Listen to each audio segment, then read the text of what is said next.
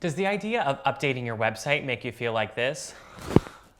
If so, I have some ideas for you.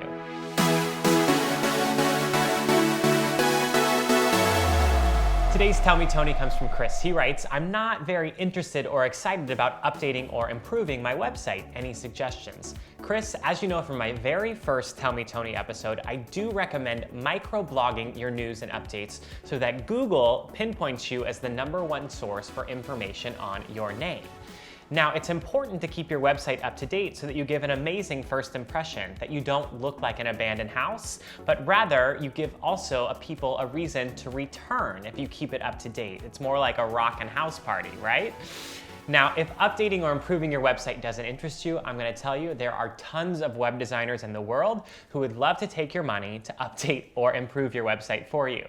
Now, if your website was built on Squarespace, my team and I are happy to take a look and make updates or improvements for you.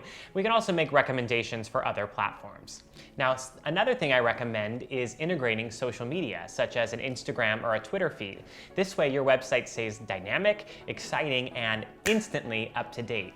Now, a lot of celebrity websites are doing this because it's actually more exciting, exclusive content directly from the personal brand, rather than these third-person blogs, news, and updates that people post. Now, for you, I'd recommend a combination of both.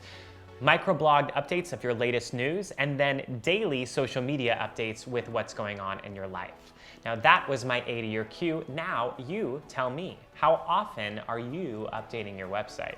Comment below.